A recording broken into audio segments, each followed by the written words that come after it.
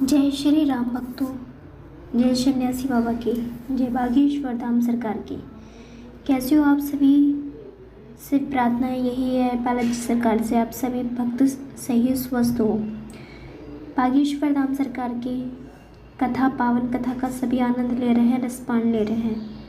जो गुरुदेव पावन कथा सुनाकर अपने मुखारविंद से सभी भक्तों का कल्याण कर रहे हैं और सभी का जीवन परिवर्तन कर रहे हैं। जो हिंदू राष्ट्र की घोषणा करते हैं, सिर्फ घोषणा करने से ही कार्य नहीं होता, सिर्फ हिंदू माइक पे चिल्लाने से कार्य नहीं होता। गुरुदेव कार्यों के साथ साथ अपना मेहनत दिन रात कर रहे हैं। 24 घंटों में से कुछ ही घंटे सो पाते हैं, अपने शरीर को कुछ ही घंटों आराम दे पाते हैं, बाकी बहुत मेहनत कर रहे हैं अपने कार्य भी। और गुरुवर कहते हैं जो कर्म करता रहता है बिल्कुल फल की ना चिंता करते हुए दिन रात मेहनत, वो एक न एक दिन जरूर सफल होता है। गुरुदेव का ये कार्य बहुत महान कार्य सोचा है, इनकी सोच बहुत ऊपर तक है और बहुत ऊंची है। कहते हैं इंसान बड़ा नहीं होता, इंसान का टैलेंट बड़ा और कर्म बड़ा होना चाहिए। इंसान बाहर से सुंदर नहीं दिखता कोई बात नहीं, लेकिन अंदर से सुंदर होना चाहिए, उसका टैलेंट सुंदर होना चाहिए। गुरुदेव हम जो अनाथ कन्याएं होती हैं, जिनके माता पिता नहीं होते, परिवार साथ छोड़ देता है, उनका विवाह संपन्न कराने की गुरुदेव ने ऐलान करते हैं और करते हैं।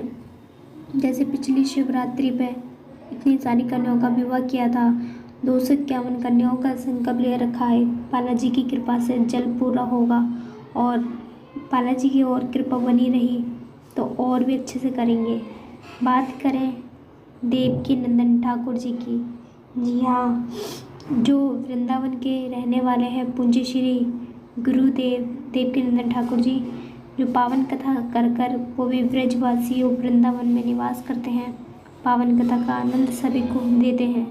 ऐसे देवकी नंदन ठाकुर जी जो हमारे धर्म का कोई भी अनादर करे या विरोध करे, उनको खड़ा जवाब देने की क्षमता देवकी नंदन जी ठाकुर जी रखते हैं और धर्म विरोधियों की टट्टी अच्छे से वार देते हैं।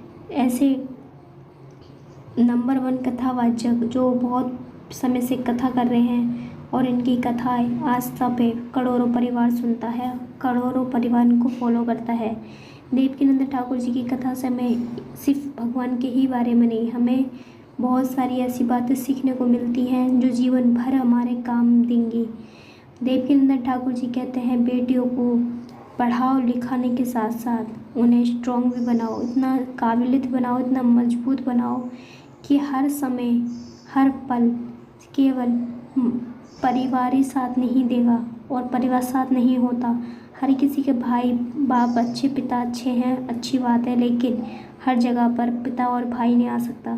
इस काबिलियत बनाओ, इतना स्ट्रॉन्ग बनाओ कि वो अपनी लड़ाई खुद लड़ें और अगर संकट में किसी विपत्ति में भी हो तो अपनी इज्जत और अपनी जान स्वयं खुद बचाएं, ना कि भय से डर के उस शिकार का शिकार हो जाए।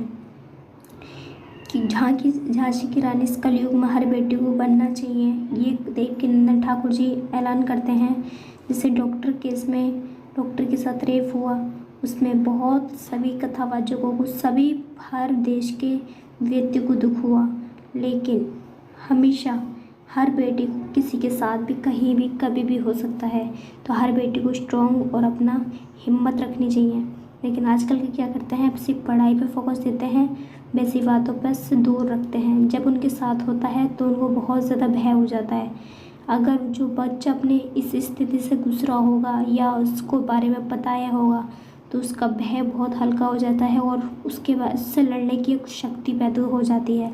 तो अपने अपने बच्चों को स्ट्रॉन्ग बनाएं और अपना कामयाबी बनाएं, ताकि हर परिस्थिति में अपने टैलेंट पर खड़ा होकर कमा खा सकें और तरक्की कर सकें।